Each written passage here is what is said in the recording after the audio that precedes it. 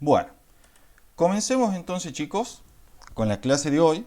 Como les había dicho, hoy vamos a ver campos eléctricos. En la clase anterior habíamos visto las fuerzas eléctricas que aparecían debido a la interacción entre dos cargas puntuales. Veamos qué es un campo eléctrico y expliquemos el concepto de los mismos. Empecemos entonces por lo básico. Vamos a hacer la definición de campo eléctrico, ¿sí? ¿Cómo se define un campo eléctrico? Al menos desde un punto de vista operacional. Esta es la definición operacional de campo eléctrico. Si nosotros tenemos una carga Q sub 0 mayor que 0 y muy pequeña, ya vamos a ver por qué se pide que sea muy pequeña.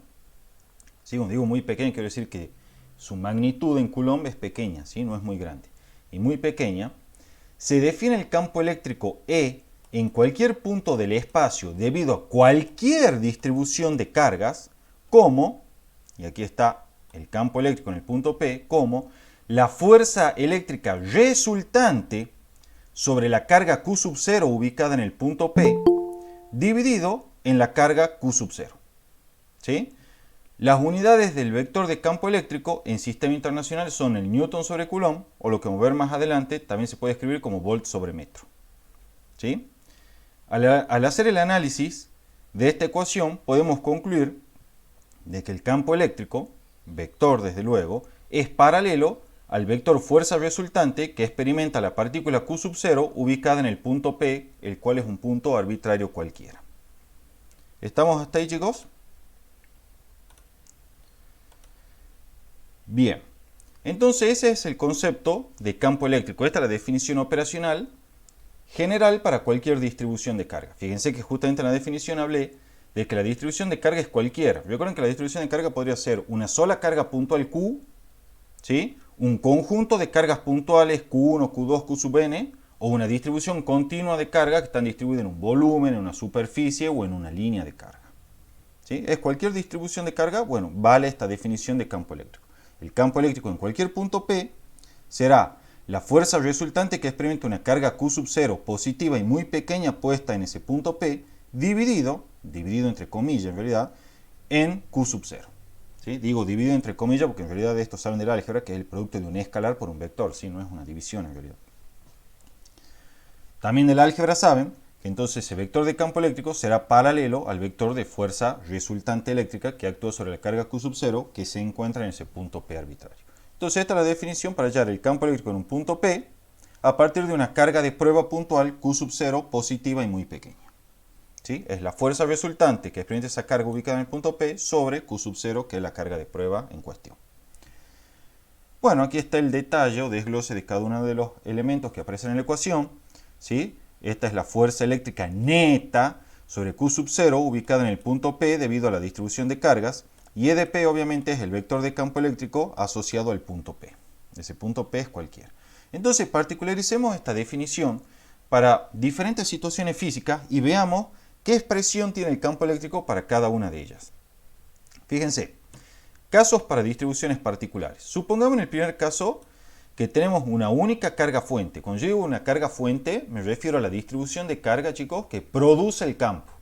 No me refiero a la carga de prueba Q sub 0 que voy a utilizar para probar o calcular el campo eléctrico en cada punto del espacio.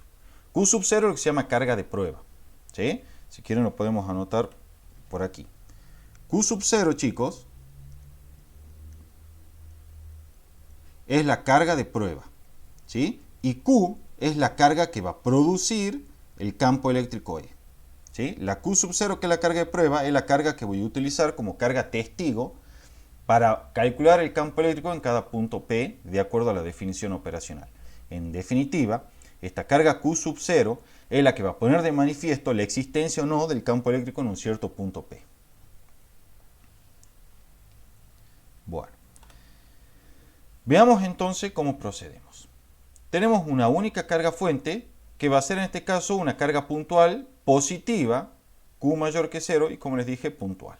Entonces aquí está la carga fuente, miren. ¿Sí? Es una carga Q mayor que 0 puntual. A continuación, quiero determinar o preguntarme cuánto vale el campo eléctrico asociado a esta carga fuente Q en un punto P, ¿sí? Donde ese punto P va a ser un punto arbitrario cualquiera, ¿sí? No es un punto específico, puede ser cualquier punto. Entonces, ¿qué voy a hacer yo? por definición de campo eléctrico, voy a traer una carga de prueba Q sub 0, positiva y muy pequeña, y la voy a ubicar en ese punto P. A continuación, de acuerdo a lo que vimos en las clases anteriores, esta carga Q sub 0 con esta carga Q, ¿qué van a hacer? Van a interactuar. En efecto, van a aparecer fuerzas de repulsión eléctrica. Más precisamente, sobre la carga Q sub 0 va a aparecer esta fuerza en rojo indicada acá, ¿sí? Que es la fuerza eléctrica que ejerce la carga Q sobre Q sub 0 cuando está en el punto P. Entonces apliquemos la definición de campo eléctrico. La definición de campo eléctrico me dice, el campo eléctrico es, este símbolo es por definición, la fuerza resultante experimentada por Q sub 0 sobre Q sub 0. Bien, pero la fuerza resultante sobre Q sub 0, por la ley de Coulomb que vimos en la clase anterior, es K por Q sub 0 sobre el módulo de R al cuadrado versor R. Recuerden que este módulo de R denota la distancia o separación que hay entre la carga Q sub 0 y la carga Q. Y el versor R, tal y como está indicado aquí en rojo, es un vector que va desde la carga que produce la fuerza hacia la carga Q sub 0 que experimenta esa fuerza. ¿Sí? Todo eso lo vimos en la clase pasada. Entonces, ¿qué va a ocurrir acá? El Q sub 0 se va con el Q sub 0.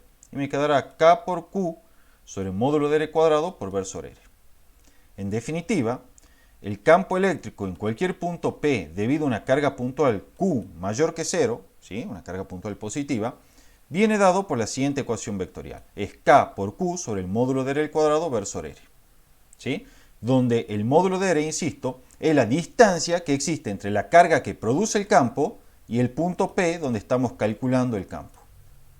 Y Q es la carga que produce el campo. ¿Sí? En este caso, positivo. De nuevo, el versor R es el versor que tiene origen en la carga que produce el campo y que apunta hacia el punto en donde vamos a calcular el campo eléctrico. ¿Sí, chicos? Fíjense que el módulo del vector de campo eléctrico para esta carga puntual será entonces K por módulo de Q sobre módulo de R al cuadrado. Esto me está diciendo dos cosas. En primer lugar, que el módulo del campo eléctrico en un punto P cualquiera es proporcional a la carga Q que produce ese campo. Y es inversamente proporcional al cuadrado de la distancia que existe entre la carga Q que produce el campo y el punto de campo justamente donde se calcula ese campo. ¿Sí? Este punto P, chicos, donde se calcula el campo, se llama precisamente punto de campo. ¿Sí? Cuando le hablen del punto de campo, se refiere al punto donde van a evaluar o van a calcular el campo eléctrico. ¿Está entendido hasta acá, chicos? Bueno, fíjense. Yo eso que hice para un punto P cualquiera, entonces lo puedo repetir para varios puntos. Por ejemplo, podría venir y considerar este punto P1, ¿sí? En ese punto P1 puedo venir y traer, vamos a tratar de dibujar acá, una carga Q sub 0. Entonces esa carga Q sub 0, que ya saben que es positiva por definición, va a experimentar una fuerza de repulsión con la carga Q esta que está aquí abajo, ¿sí? Ahí abajo está. Y entonces cuando aplique la definición en campo eléctrico, yo sé que el campo eléctrico va a ser este vector paralelo al vector fuerza resultante y en el mismo sentido. Lo mismo podría ser para el punto P2. Va a experimentar la carga Q sub 0 ahí una fuerza resultante, ¿sí? Como la que yo estoy mostrando, que es la fuerza eléctrica de repulsión con la carga Q positiva. El campo eléctrico, por definición, va a estar en la misma dirección y además, como Q sub 0 es positiva, en el mismo sentido que la fuerza resultante. Entonces el campo eléctrico será esto. En general, puedo ir haciendo así un mapeo, digamos, del campo eléctrico en los diferentes puntos. Al hacer tal mapeo, voy a encontrar que el vector de campo eléctrico, como se observa acá en todos los puntos 1, 2, 3, 4, 5, 6, 7, apunta siempre en dirección radial hacia afuera cuando la carga que lo produce es una carga puntual positiva. ¿Sí? Esto, cuidado acá, fíjense, yo no me di cuenta en su momento cuando lo escribía esto, pero esto que está aquí, este circulito, no es un subíndice de esta carga Q, ¿no? Esta carga no es Q sub 0, es Q, así nomás. Este circulito acá denota el punto P sub 7, ¿sí? Yo ahí no me di cuenta que quedaron muy pegaditos y se puede prestar a la confusión. En definitiva, lo que ustedes tienen que saber, chicos, es que el campo eléctrico E es siempre radial hacia afuera para una carga puntual positiva Q mayor que 0. ¿Sí? Voy haciendo el mapeo para todos los puntos y se dan cuenta de que eso efectivamente es así. ¿Lo entienden, chicos, esto? Si quieren todavía entender por qué, o sea, en forma aún más clara, por qué el campo eléctrico será radial hacia afuera, el razonamiento es el siguiente. Yo les dije recién cómo venía la mano con el mapeo, pero piensen esto. Yo pongo una carga Q sub 0 acá. Miren. Pongamos una carga Q sub 0 en el punto este 8. Por ley de Coulomb, yo sé que la carga positiva Q le va a ejercer una fuerza de repulsión, porque son ambas del mismo signo, en este caso positiva, y esa fuerza actúa en la dirección que conecta ambas cargas, es decir, la carga Q con Q sub 0, bien digo. Entonces el campo eléctrico, que es la fuerza resultante sobre Q sub 0, tendrá esa misma dirección. En otras palabras, el campo eléctrico, si la fuerza eléctrica tiene la dirección que conecta ambas cargas, entonces el campo eléctrico también la tendrá. Más precisamente, como el campo eléctrico existe independientemente de si hay o no una carga de prueba en un punto P, vamos a decir, chicos, que el campo eléctrico tiene, en el caso de que la carga fuente sea una sola carga puntual, tiene la dirección que conecta el punto P en el cual voy a evaluar el campo con la carga que lo produce. ¿Sí? Entonces fíjense que en todos los casos, vamos quieren a cambiar el color acá porque lo enfaticemos más, esta es la dirección, ¿sí? Que conecta la carga Q con el punto P y entonces el campo eléctrico tiene esa misma dirección. Esta es la dirección que conecta la carga Q con el punto 3, entonces el campo eléctrico tiene esa misma dirección. En efecto, el campo eléctrico es radial hacia afuera en el caso de una carga puntual positiva. ¿Está claro, chicos? ¿O quieren que repita algo? Bueno. Miren lo siguiente. Ya un poco lo aclaré a esto. En este caso, y en realidad en todos los casos va a ser así, el campo eléctrico, y esto es pregunta de parcial, ¿sí? Esto aparece en los múltiples choice, es independiente de la carga de prueba Q sub 0. ¿Sí? Es independiente de la carga de prueba Q sub 0. ¿Qué quiere decir esto? Que si yo, para probar la existencia de ese campo eléctrico, en vez de usar la carga Q sub 0 pequeña que había usado recién, ahora utilizo otra carga pequeña Q', digamos, ¿sí? Le ponemos ese nombre para distinguirle de la otra, y que tenga de luego un valor diferente que la Q sub 0 original, entonces el campo eléctrico en todos los puntos va a seguir teniendo el mismo valor. ¿Sí? O sea que si viene Valentina, por ejemplo, y agarra una carga Q sub 0 y se pone a calcular el campo eléctrico usando esa carga como testigo en todos los puntos P, va a obtener el mismo campo eléctrico en todos los puntos que si viene Selena, por ejemplo, y utiliza una carga Q' como testigo para ir midiendo el campo eléctrico o determinando el campo eléctrico en todos los puntos. ¿Sí? No depende de la carga de prueba. Solamente depende de la carga fuente, que en este caso es Q. ¿Sí? No depende de la carga de prueba.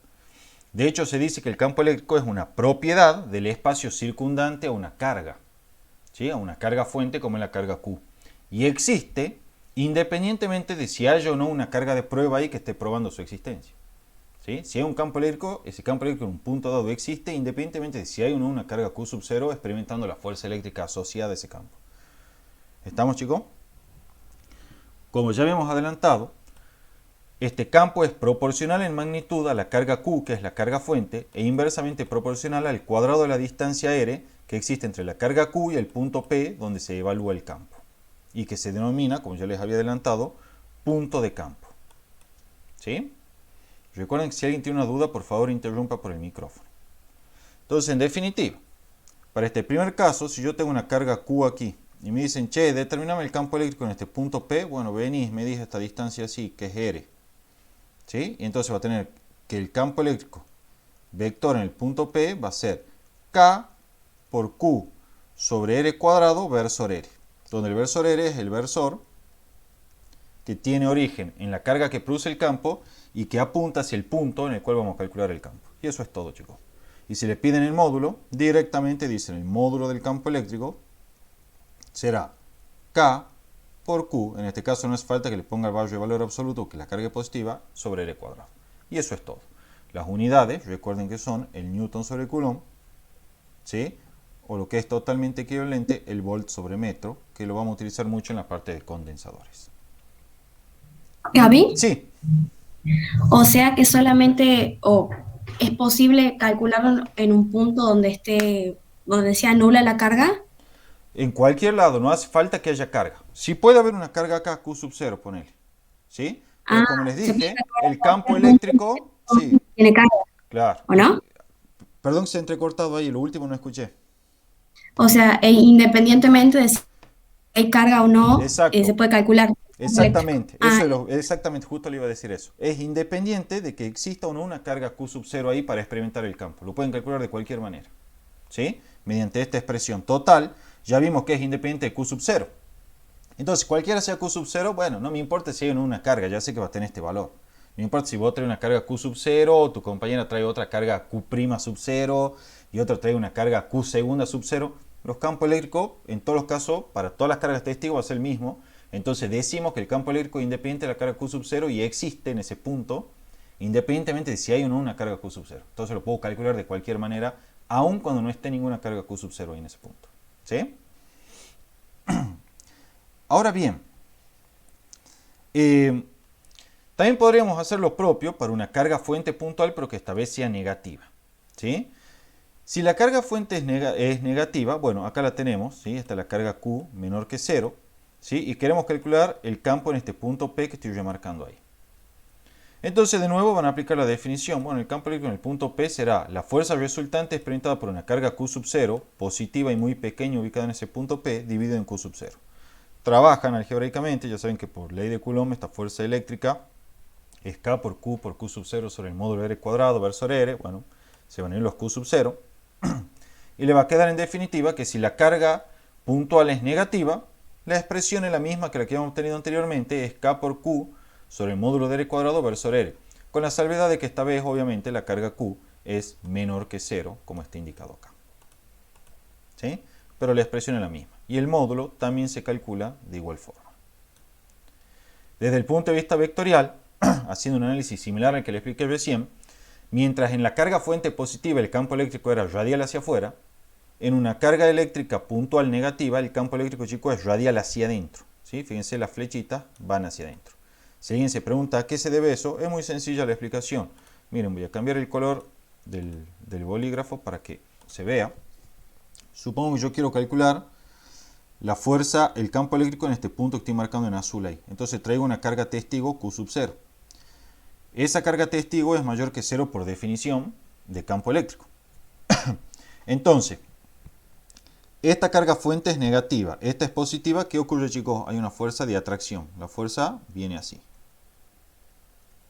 Además, esa fuerza actúa a lo largo de la dirección que conecta el punto este P, que es donde se encuentra la carga Q sub 0, y la carga negativa, que es la carga fuente. Como el campo eléctrico, por definición, es la fuerza resultante sobre Q sub 0, y Q sub 0 es mayor que 0, entonces este Q sub 0 mayor que 0 no invierte el sentido de la fuerza resultante cuando la multiplico. En otras palabras, el vector de campo eléctrico tendrá el mismo sentido que la fuerza resultante, y desde luego la misma dirección. Entonces el vector de campo eléctrico será, como se indica acá, también hacia adentro en el mismo sentido que la fuerza resultante. Si repiten ese análisis para todos los puntos del espacio, van a ver que el vector de campo eléctrico para una carga puntual negativa, ¿sí?, es radial hacia adentro, ¿sí? O sea, apunta hacia la carga, en cualquier punto P, como se ve en la figura. ¿Está claro eso, chicos? De nuevo, vamos a concluir lo siguiente. El campo eléctrico es independiente de la carga de prueba Q sub 0. Solo depende de la carga fuente Q y de la distancia de la carga fuente al punto de campo P, en donde se evalúa justamente el campo eléctrico. Aquí está expresado en términos matemáticos. Este símbolo, que lo van a encontrar muchas veces en los apuntes, es el símbolo que indica proporcionalidad. Eso teóricamente lo deberían saber de la escuela primaria, pero ya parece que no lo enseñan últimamente. ¿Sí? Ese símbolo denota proporcionalidad, quiere decir, el módulo del campo eléctrico es proporcional a la magnitud de carga Q. Y el módulo del campo eléctrico es directamente proporcional a la inversa del cuadrado de la distancia. Al punto de campo, desde luego. ¿Sí, chicos? ¿Está claro eso? Cuando vengan acá, recuerden no asustarse por la notación vectorial. Yo en este caso decidí agregar la notación vectorial para que quede claro lo que vimos también, o mejor dicho, enfatizar lo que vimos también en la clase pasada, que es el poder que tienen las herramientas de álgebra 1 para resolver algunos problemas de física 3. Porque si bien es cierto que en general las simetrías suelen ser sencillas, a veces puede ocurrir que las cargas, por ejemplo, fuente y la carga y el punto P donde quieren evaluar el campo, no estén ubicadas en el origen o sobre un mismo eje, y en cambio estén dispersas en el espacio, ¿sí? En puntos totalmente arbitrarios como se observa acá. Y ustedes tienen la necesidad de calcular la distancia que separa a la carga fuente del punto de campo P y todas esas cuestiones. Entonces ahí muchas veces se les queman los libros y se empiezan a hacer lío con la trigonometría. Lo que yo en esos casos les recomiendo es que apelen a los conocimientos de álgebra 1. ¿Qué es esto? Agarran y toman el origen de coordenada. ¿Sí? Marcan los vectores posición, como en este caso es el vector posición R' a la carga fuente y el vector posición R0 al punto de campo donde quieren evaluar el campo. Luego, la distancia que separa a la carga fuente del punto de campo, y que es la que usan en la ecuación del campo eléctrico, es simplemente el módulo, ¿sí? Como dice acá, es el módulo de la diferencia entre el vector R0 y el vector R' que me da la posición de la carga fuente. ¿Sí? O sea que conociendo las coordenadas cartesianas de las cargas, que generalmente se las dan en los problemas, por ejemplo, ustedes van a venir, para que sea un poquito más gráfico esto, le van a dar un eje coordenado así, le van a decir, mira, una carga Q1 está acá, y acá quiero calcular el campo eléctrico. Bueno, no hay drama, entonces trazan el vector posición ahí, esto va a tener sus propias coordenadas X1 y 1, que son las de la carga. Y vienen, trazan aquí así, y acá van a tener sus propias coordenadas, que van a ser la X sub P y la Y sub P, ¿sí? Del punto P. Entonces, a continuación, ¿qué van a hacer? Ustedes necesitan conocer esta distancia así. Esta distancia así, la saben de álgebra 1, ¿sí? Es el módulo, ¿sí? Del vector R, que es el módulo a su vez, si este es el vector, digamos, R1, y este es el vector R sub P, entonces será el módulo del vector resta R sub P menos R sub 1. ¿Sí? Eso lo recontra saben, el primer tema de álgebra 1. Entonces lo que van a hacer es lo siguiente, van a hacer la resta de vectores. Entonces le va a quedar el RP menos el R1, ¿sí? ¿Cómo son vectorialmente? Es el XP menos el X1, coma, Y sub P menos Y sub 1. ¿Sí? Y el módulo, ¿cómo lo calculan, chicos? Es la raíz cuadrada de X sub P menos X sub 1 al cuadrado más... ¿David? Sí, ¿Alguien te está pidiendo para entrar? sí, bueno, después cuando termine de enseñar esto. Gracias. Y sub P menos Y sub 1 al cuadrado. ¿Sí, chicos? ¿Está claro eso? Entonces, fíjense cómo yo con las herramientas del álgebra, consigo, ¿sí? Reducir este problema que desde un punto de vista trigonométrico podría ser bastante complicado. Yo sé que ustedes tenían a buscar el ángulo, tratar de formar un triángulo rectángulo, o sea, empezarían la verdad que a complicarse, a aumentar la complejidad del problema, cuando con estas dos ecuaciones ni siquiera hay que razonarla, porque la saben de álgebra 1, ya pueden resolver con total normalidad el problema. Y este módulo que está acá ya es la distancia que separa la carga fuente del punto de campo. Entonces con eso ya es muy sencillo. Si le piden el módulo del campo eléctrico en ese punto, y bueno, será K por Q sobre el módulo de R, que ya lo han calculado, al cuadrado. Donde el módulo de R es eso así. ¿Estamos, chicos? Eso es todo. Súper, súper sencillo. ¿Sí? ¿Entendido esto, chicos? ¿Nadie tiene duda de esto? Bueno.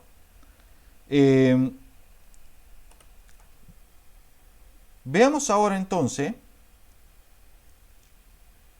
otros casos de distribuciones discretas de cargas puntuales. Esto es lo que se llama el principio de superposición de los campos eléctricos. Antes de explicar todo este lío acá, yo quiero mostrarles qué fácil que es trabajar con el principio de superposición del campo eléctrico. Para eso hice este dibujito acá. Fíjense, chicos, supongamos que tenemos dos cargas puntuales, ¿sí? Q1 y Q2. Una es positiva, la otra es negativa.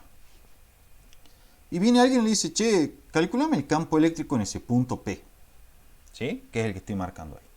Entonces, lo que ustedes van a hacer es muy sencillo. Van a aplicar el principio de superposición de los campos eléctricos de la misma manera en que aplicaban el principio de superposición de fuerzas eléctricas. De hecho, este principio de superposición de los campos eléctricos no es más que una consecuencia directa del principio de superposición de fuerzas eléctricas. Entonces, ¿qué es lo que deben hacer en definitiva? Simplemente, el campo eléctrico en el punto P será la suma vectorial de los campos individuales que producirían cada una de las cargas actuando sola. Es decir, en este caso la Q1 y la Q2. Obviamente esto se generaliza para cualquier número de cargas. Entonces, Veamos cómo sería en este caso. Yo quiero determinar el campo eléctrico en el punto P. Lo vamos a ver con este ejemplo y después lo vamos a ver a la definición formal para que ya les quede claro de entrada nomás. Entonces, listo. Mira, este segmento en celeste es la distancia que separa la carga Q1 del punto de campo P. Y es la dirección también en la cual va a actuar el campo eléctrico debido a esa carga Q1 en el punto P.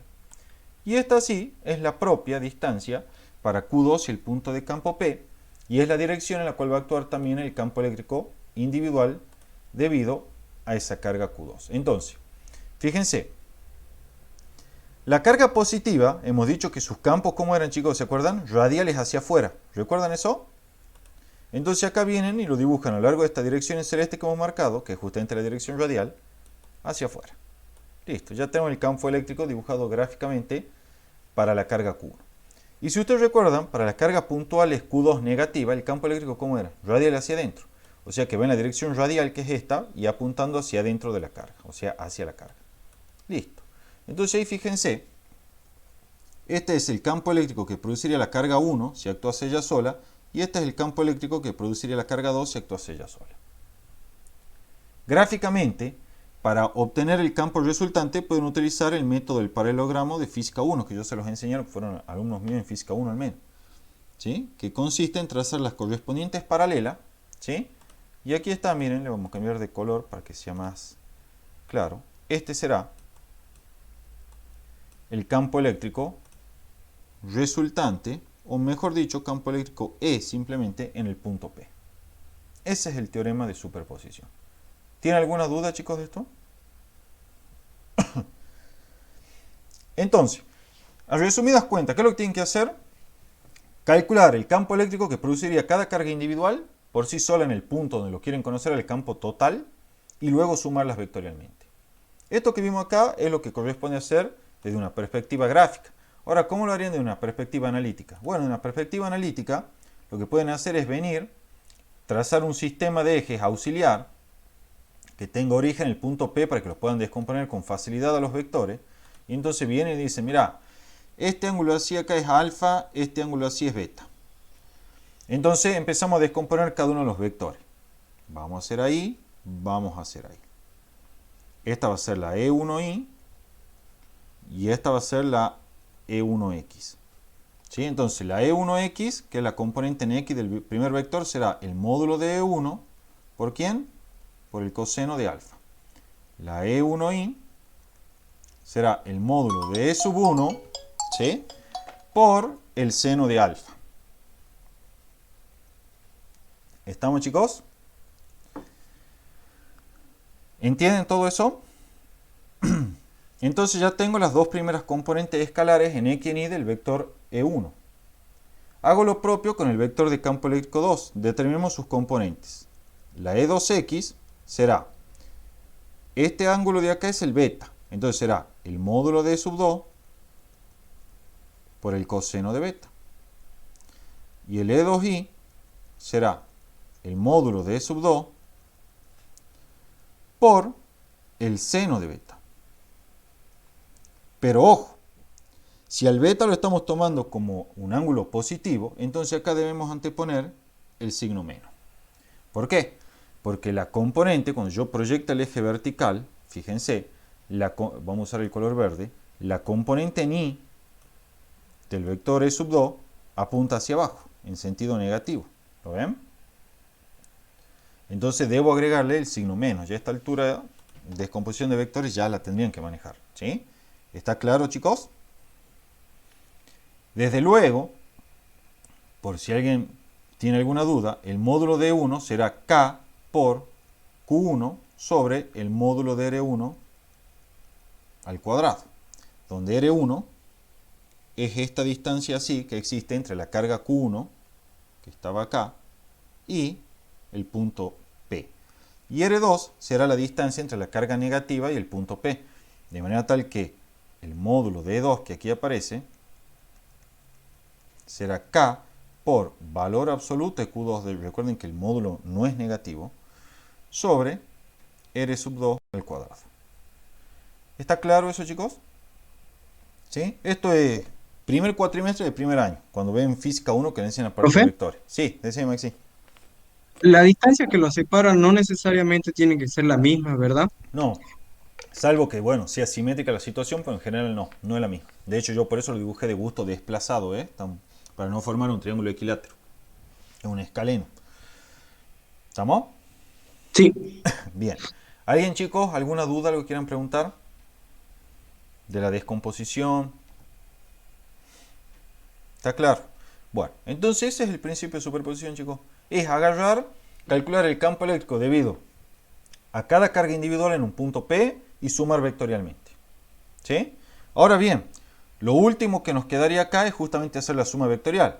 Ya tenemos las componentes en X y en Y, entonces si te piden el campo eléctrico total en el punto P, vector desde luego, tengo que sumar componente a componente, como ya le han enseñado en álgebra 1. Será el E1 más el E2, y esto es la componente en X con la componente en X, o sea, el E1X más el E2X, recuerden que va con su respectivo signo, versor Y, más el E1Y más el E2Y versor J. Y listo, con eso queda expresado analíticamente el vector resultante en el punto P. Y así es como se trabaja. ¿Está claro, chicos? ¿Sí? Bueno. En efecto, todo eso que yo lo expliqué ahí, con un ejemplo que es mucho más sencillo, acá está expresado en forma más rigurosa. Tenemos Q1, Q2, Q sub n, es decir, n cargas, un número arbitrario de cargas puntuales, y queremos conocer el campo en el punto P. Entonces lo que vamos a hacer es, por definición de campo eléctrico en el punto P, eso será la fuerza resultante, que experimentaría una carga de prueba Q sub 0 en ese punto, dividido en Q sub 0.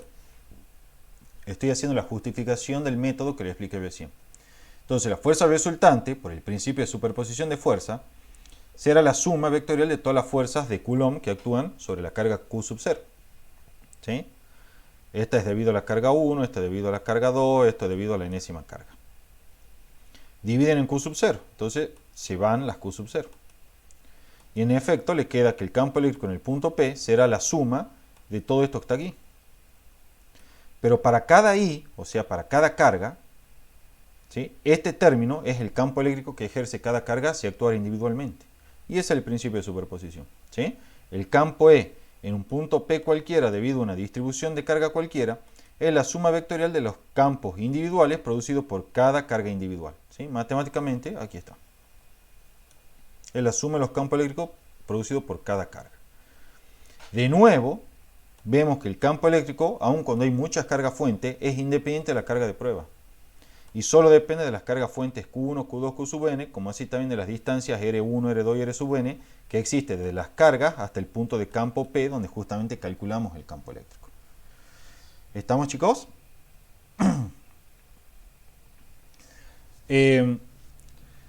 Esto que nosotros vimos entonces para una distribución discreta de cargas, que es el principio de superposición, resulta que también se generaliza, ¿sí?, para distribuciones continuas de carga. ¿Se acuerdan cuando hablábamos del granito de arena y la playa? ¿Sí? Bueno, es la misma idea acá. Yo vengo y tengo una distribución continua de carga. Por ejemplo, en el primer caso la distribución es volumétrica.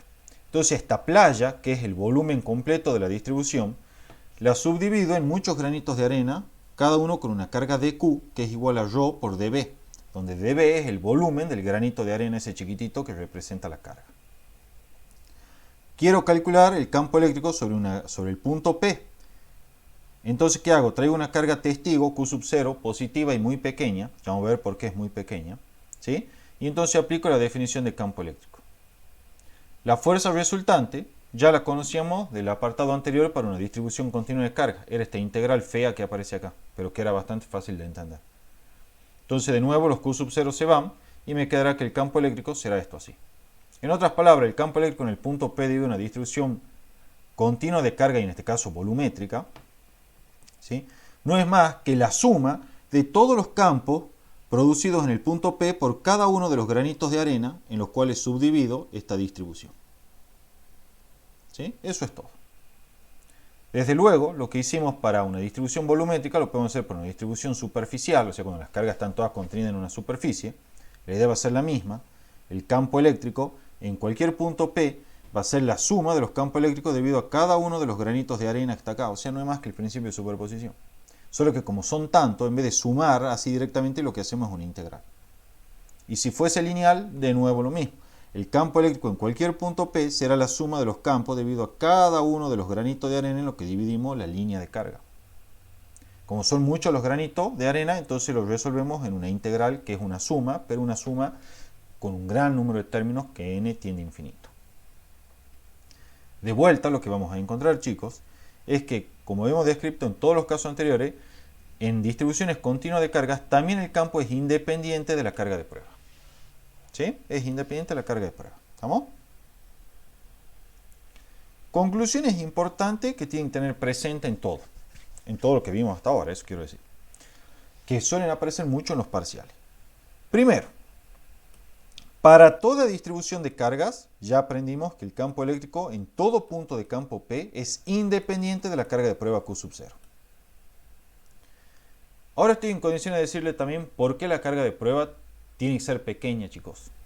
Si ustedes recuerdan, ¿sí?, la ley de Coulomb nos decía de que la fuerza eléctrica era igual a, vamos a anotarlo acá, ¿sí?, la fuerza eléctrica que se ejercía en dos cargas, en módulo, era igual a K por Q1 por Q2 sobre el módulo de R al cuadrado. Eso quiere decir, chicos, que si supongamos la carga Q2 es la carga de prueba, esta carga Q sub 0 es muy grande, la fuerza eléctrica puede ser muy grande. Y si la fuerza eléctrica es muy grande, entonces esa fuerza eléctrica producida por la carga Q sub 0 me puede modificar la distribución de carga original que tenía yo. Entonces, el campo eléctrico que estaría midiendo yo con esa carga Q sub 0 grande, en general no va a ser el campo eléctrico real que había para la distribución original. ¿Por qué? Porque esa distribución original ya no existe, ha sido modificada debido a las fuerzas eléctricas muy intensas que está ejerciendo esa carga Q sub 0 grande.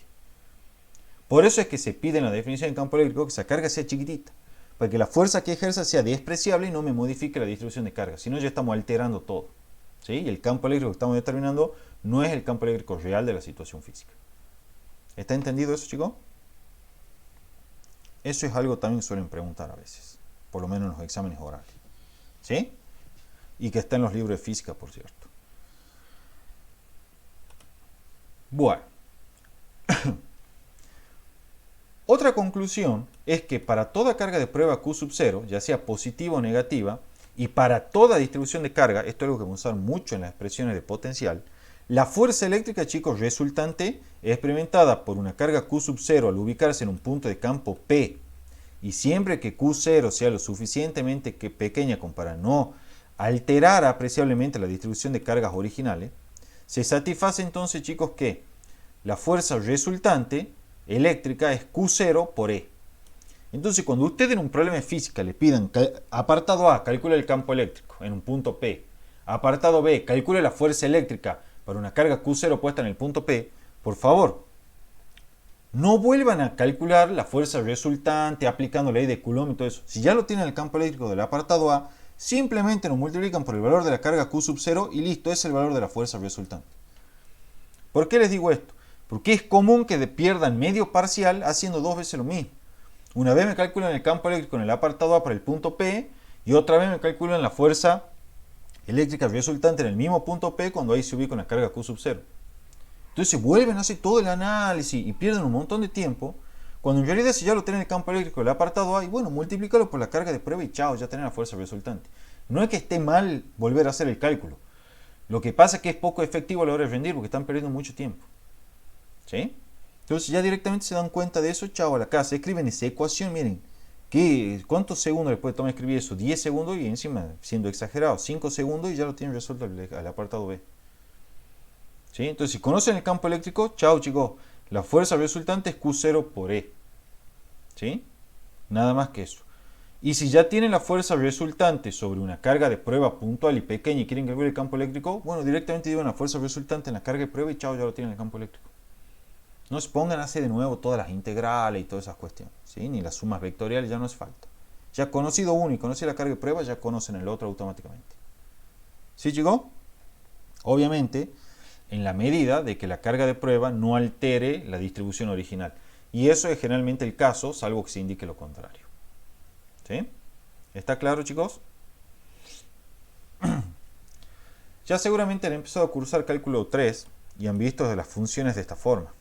Estas son funciones vectoriales, ¿sí? Esta es una función vectorial de R3 en R, quiere decir que es una función a la cual, yo aquí, perdón, es de R3 a R3, eso quería decir en realidad, ya lo voy a agregar ahí en el apunte, es de R3 a R3, ¿sí? Es una función vectorial tal que a cada punto del espacio P le asocia un vector de R3 que es el vector de campo eléctrico, ¿sí? O sea, el vector de campo eléctrico es una función vectorial en realidad, de manera tal que a cada punto de campo P le asignamos un vector de campo eléctrico, ¿sí? E de P. Para que ustedes se den una idea, cuando nosotros hacemos el mapeo, ¿sí? Si nosotros acá tenemos, por ejemplo, un sistema de referencia, el campo eléctrico es una función que a cada punto P, por ejemplo, este es P1, este es P sub 2, etc., le asocia un vector de campo eléctrico correspondiente a ese punto. ¿Sí? Simplemente eso estoy diciendo. También les había explicado que... Sí, pregunten chicos porque escuché que abrieron un micrófono. Gaby, disculpa, o sea, hay que tener muy claro lo de cálculo 3 para esa parte, No sé si muy porque en ni me acuerdo. claro, son cosas básicas, Ah, digamos, en ok. realidad, Flor, ¿sí? Son cosas Porque yo básicas. la cursé por eso, no me Sí, acuerdo. vamos a usar muchos conceptos de cálculo 3. Las integrales de línea, las Ah, integrales de superficie. Vamos a ver el concepto de campos conservativos, ¿sí? Eso es cálculo 3. Pero no lo vamos a utilizar con la rigurosidad que lo van a ver en cálculo 3. Pero por lo menos una idea de lo que es, estaría bueno que lo tengan, ¿sí? no, sí, bien, eso ¿Estamos? Bueno, sí. dale. Gracias. De nada. El campo eléctrico, chicos, otra conclusión, estamos en la 4. El campo eléctrico E es una propiedad del espacio circundante a una distribución. Es lo que yo le decía recién. Y decimos que el campo eléctrico, creo que Ximena, vos me preguntabas también esto recién, existe en cada punto P independientemente de si hay o no una carga Q sub 0 de prueba allí para probar su existencia, ¿sí? O sea que el campo eléctrico efectivamente lo puedo calcular en cualquier punto P independientemente de si hay o no una carga de prueba Q sub 0 ahí, porque es una propiedad del espacio, no depende de la carga de prueba Q sub 0. La otra conclusión, que es la 5, es una manera de mapear el campo eléctrico, es como le decía al principio de la clase, es a partir de una carga de prueba Q sub 0 pequeña que se ubica en diferentes puntos P. Medimos la fuerza resultante sobre Q sub 0, ¿sí? Con módulo, dirección y sentido, quiero decir, y luego el campo eléctrico en cada punto es el vector paralelo a la fuerza resultante con módulo igual a fuerza resultante sobre Q sub 0. Cualquiera sea la distribución de carga, vale ese método, ¿sí? Estas conclusiones que están acá yo las indico porque son todas preguntas que aparecieron en parciales, ¿sí? Y en finales también. Bueno, y que está en los libros que yo les subo. Concepto importante para terminar esta primera parte, ¿sí? De la clase de hoy. Después seguimos 15 minutos más con dipolo eléctrico y ya terminamos todo. Las líneas de campo eléctrico, chicos. Concepto muy importante que lo evalúan muchísimo. Las líneas de campo eléctrico son aquellas que verifican los siguientes postulados. En primer lugar, el campo eléctrico es tangencial a las líneas de campo en cada punto y además el campo eléctrico tiene el sentido de la línea de campo. O sea, que si la línea de campo la marco acá en color azul, como lo voy a hacer ahora, el vector de campo eléctrico, como se puede observar allí, ¿sí? Vamos a usar el verde para enfatizarlo, será entonces tangencial a la línea de campo en cada punto. Acá está el E1, acá está el E2, acá habría otro campo eléctrico, ¿sí? Siempre tangencial a la línea de campo en cada punto. Primer propiedad que verifica entonces la línea de campo, que el campo eléctrico es tangencial a ellas en cada punto y con el sentido de la línea de campo, ¿sí? El sentido acá viene dado por esta flecha que está en rojo y que yo ahora estoy remarcando en verde, ¿sí? ¿Está claro, chicos, hasta acá? La 2. La línea de campo nunca se corta. Jamás se corta. De lo contrario, habría dos campos distintos en un mismo punto, lo cual es absurdo. Pues yo tengo estas dos líneas que se cortan en un punto. Entonces acá yo tendría un campo eléctrico para este punto de intersección que sería así y acá otro campo eléctrico que sería así, porque es tangencial a ambas líneas. Es absurdo, no puedo tener dos campos eléctricos diferentes en el mismo punto. Porque eso implicaría que una carga Q sub 0 que está puesta ahí está experimentando dos fuerzas diferentes al mismo tiempo. No, la fuerza neta es una sola, ¿sí? Así que cuidado con eso. No ocurre esto, chicos, nunca, ¿sí? Nunca se cortan las líneas de campo. Esto no ocurre, eso está pésimo, ¿sí? Vamos a la 3. Vamos a minimizar primero esto. las líneas de campo por unidad de área, es más precisamente el número de líneas de campo por unidad de área, es mayor donde el campo eléctrico es más intenso.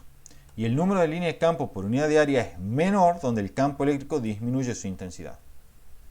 Hablando en criollo, donde las líneas de campo estén más juntitas o apretadas, el campo eléctrico es más intenso, su módulo es mayor. Donde las líneas de campo estén más separadas, el campo eléctrico es menos intenso o de menor magnitud. Aquí está el ejemplo. Fíjense la separación que hay acá entre líneas de campo. Y fíjense la que hay acá entre líneas de campo. Evidentemente, en esta parte de acá las líneas de campo están mucho más apretadas que en esta parte de acá. Por lo tanto, el módulo del campo eléctrico en la primera situación es mayor que el módulo del campo eléctrico en la segunda situación. ¿Sí? Otro método que tienen para determinar, además de fijarse de la separación de línea de campo, es venir y considerar un área transversal. Entonces, venir y trazar un segmento así. Y después ese mismo, que obviamente representa el perfil de un área transversal a la línea de campo. Después ese mismo segmento, cuando digo mismo segmento, quiero decir con la misma longitud, venir y lo trazar acá. Con la misma longitud. Obviamente es cualitativo esto, pero háganlo con la misma longitud. Y cuenten las líneas de campo que atraviesan en cada caso ese segmento que representa un área. Acá tenés 1, 2, 3, 4, 5, 6. Mientras que acá tenés 1, 2, 3. Entonces acá a través de esta área tenés 3 líneas de campo por unidad de área. Mientras que acá tenés 6 líneas de campo por unidad de área. Entonces, ¿en dónde la intensidad de campo es mayor? Y acá en el primer caso, porque hemos dicho que esta es proporcional al número de líneas de campo por unidad de área. ¿Sí? Son diferentes formas de verlo. La más fácil, sin embargo, para mí es fijarse en la separación que existe entre las líneas de campo. Javi, Sí. ¿siempre tienen el mismo sentido las líneas de campo? Las líneas, ahora lo vamos a ver a continuación, las líneas de campo nacen en cargas positivas y terminan en negativa, ¿sí? O nacen en el infinito y terminan en una carga negativa, o nacen en una carga positiva y terminan en el infinito. Pero ya vamos a ver el tema del sentido de la línea de campo ahora con detalle. Pero si vos te referías, si yo puedo tener una línea de campo así acá, ¿me entendéis? Y que después venga otra así acá abajo, y sería medio raro. Al menos que tenga, no sé, esto ya sería adelantando un poco, lo que son dos placas conductoras, ponele así, una cargada positivamente acá y otra negativamente acá, y separadas a una cierta distancia tenga después algo así y algo así, de manera tal que se inviertan el sentido de la línea de campo en esta región de arriba, ¿sí? Pero estas placas conductoras de luego no tenían que estar en contacto entre sí. Eso es adelantando un poco. Pero en general las líneas de campo, ¿sí? Una línea de campo no puede invertir su sentido. ¿Sí? Una línea de campo no puede invertir su sentido. ¿Estamos? Ya lo vamos a ver enseguida con más detalle, pero una línea de campo dada tiene siempre ese mismo sentido y como son siempre abiertas las líneas de campo no pueden invertir su sentido. Ya lo vamos a ver ahora con más detalle. Volviendo a lo de recién, el año pasado le dieron una figura que era algo así.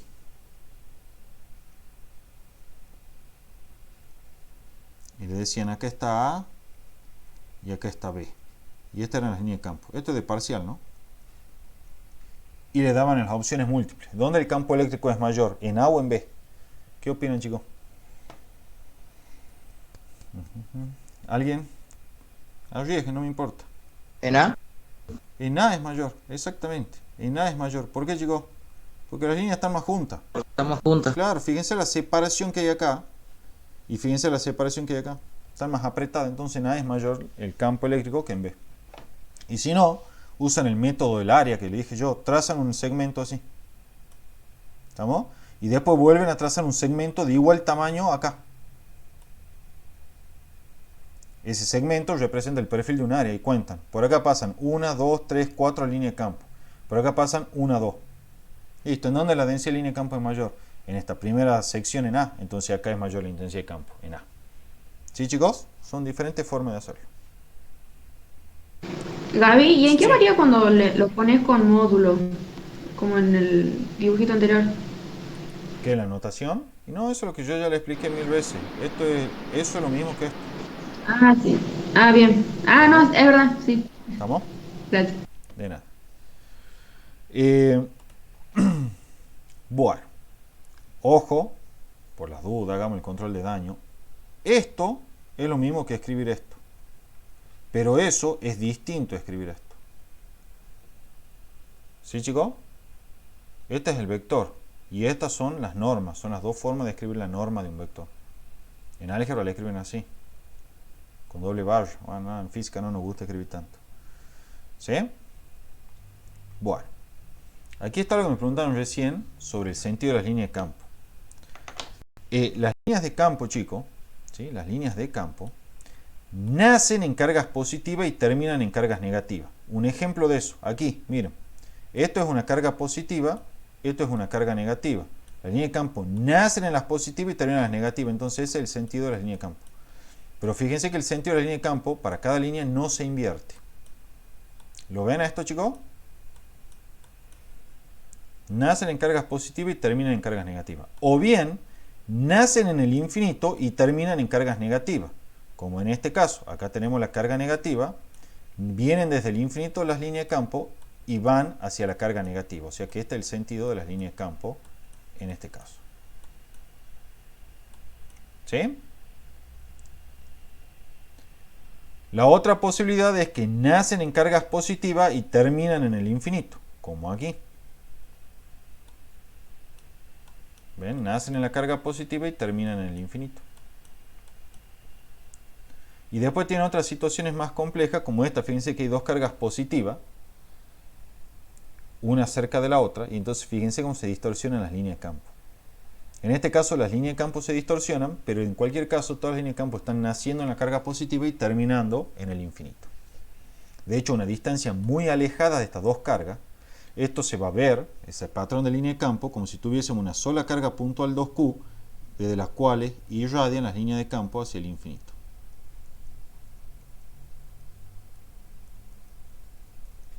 ¿Sí, chicos? Profe, Sí. la línea de campo nunca puede ser cero, ¿verdad? No tienen valor en la línea de campo. O sea, no va a haber línea de campo. O sea, si te refieres al número de línea de campo, en el único lugar donde no va a haber línea de campo es en aquellas regiones donde no exista campo eléctrico. ¿Sí? Ahí no se dibujan líneas de campo. Si vos sabés que en una región, por ejemplo, dada acá, por ejemplo, en estos dos segmentos, no hay campo eléctrico, entonces no se dibujan líneas de campo. No hay campo eléctrico ahí. De hecho, lo vamos a ver nosotros, adelantando un poco, cuando veamos conductores en equilibrio electrostático, vos vas a ver que muchas veces, si acá tenés una carga, por ejemplo, de prueba, las líneas de campo vienen así. Sin embargo, dentro de un conductor en condiciones estáticas, el campo eléctrico es siempre cero. Entonces no se dibuja línea de campo dentro del conductor y recién se dibuja la prolongación afuera del conductor. ¿Sí? Entonces, al no dibujar las líneas de campo dentro del conductor, estamos indicando que el campo eléctrico en el mismo es cero. Eso también es pregunta de múltiple choice. ¿Sí? Te dan las diferentes figuras y vos tenés que elegir la correcta. ¿Estamos, chicos? En un conductor, esto adelantándonos, nunca hay líneas de campo acá, porque eso implicaría que hay campo eléctrico distinto de cero. Y en condiciones estáticas eso es imposible. ¿Te ha entendido eso, Maxim? Sí. Bien. Las líneas de campo eléctrico, chicos, tienen otra propiedad. Y es que siempre, sin excepción, son abiertas. La razón de por qué son abiertas se explica por el carácter conservativo del campo eléctrico. Resulta que la fuerza eléctrica y por lo tanto el campo eléctrico son campos conservativos. ¿Sí? Ya vamos a ver con detalle próximas clases. Por ahora no hace falta que lo sepa. El número de líneas de campo que salen o llegan a una carga, chicos, o distribución continua de cargas, es proporcional a la magnitud de cargas. ¿Qué significa esto? Esto también lo viven tomando en los múltiples choice. Lo hagamos con un ejemplo para que quede más claro. Supongamos que tenemos una carga Q1 cuya magnitud es 2 veces la magnitud de una carga Q2, donde Q2 es menor que 0. Por eso aquí lo puse con valor absoluto. Se entiende entonces que Q1 ¿cómo es? Mayor que 0. ¿Sí? Y sean N1 y N2 el número de líneas de campo que salen de Q1 y llegan a Q2 respectivamente. Entonces, de acuerdo a este postulado 5, el número de líneas de campo es proporcional a la magnitud de carga. Entonces, el número de líneas de campo que salen de la carga positiva Q1 será proporcional a Q1. Y el número de líneas de campo que llegan a la carga negativa Q2 será proporcional a la magnitud de Q2. C es justamente una constante de proporcionalidad. Cualquiera, ¿sí? No importa, es una constante cualquiera. Entonces, si yo divido miembro a miembro de estas expresiones, voy a tener que N1 es a N2, como Q1 es a la magnitud de Q2. Como Q1 es 2 veces Q2, lo reemplazo acá en el numerador y lo escribo. Los Q2 se me simplifican y me queda entonces que N1 es a N2 según 2. En otras palabras, el número de líneas de campo que salen de Q1 es 2 veces el número de líneas de campo que llegan, ¿sí?, a Q2. Entonces, al dibujar, ¿qué vamos a hacer? Dibujamos un número de línea de campo cualquiera. Vení, cuando digo cualquiera, quiero decir, elige un número de línea de campo arbitrario cualquiera, por ejemplo, para la Q1. Y decir, mirá, voy a dibujar 10 líneas de campo. Bueno, entonces dibuja las 10 líneas de campo, todas ellas salen. Acá tenés 1, 2, 3, 4, 5, 6, 7, 8, 9, 10. Listo, ahí están saliendo las 10 líneas de campo. Esas 10 líneas de campo, como el N1 es 2 veces N2, concluimos entonces que N2 debe ser 5. Es decir, si salen 10 líneas de campo de la carga Q1, entonces la carga Q2 tiene que estar llegando 5 de esas líneas de campo únicamente. O sea, solo la mitad. Entonces, la mitad de esas líneas de campo, que son 1, 2, 3, 4, 5, las hace llegar a Q2. Y el resto se van al infinito. Estas se van al infinito, no van a llegar nunca a Q2. ¿Sí? Y entonces ahí queda bien dibujado el diagrama. Este problemita lo tomaron el año pasado en el Multiple Choice y le preguntaban la relación de cargas. En ese caso tendrían que haber ido a la inversa. Hubiesen venido y dicho lo siguiente. Miren, vamos a cambiar el color. Voy a poner el azul. Bueno, el rojo no me gusta. ¿Sí? Venían y decía, bueno, a ver, ¿cuántas cargas llegan a Q2 que es la negativa? Tenés 1, 2, 3, 4, 5. Listo, ya sé que N2 es igual a 5. ¿Cuántas salen de Q1? 1, 2, 3, 4, 5, 6, 7, 8, 9, 10. Ah, bueno, entonces N1 es 10. Como la carga, como el número de líneas de campo eléctrico que sale o llega una carga es proporcional a la magnitud, yo ya sé, si quieren lo escribimos así, esto es C por la magnitud de Q1 y esto es C por la magnitud de Q2. Recuerden, ¿sí?, que C es una constante de proporcionalidad que no me interesa darle valor. Entonces vienen y dicen, bueno, es 10 sobre 5 es igual a Q1 sobre Q2. Entonces le queda 2.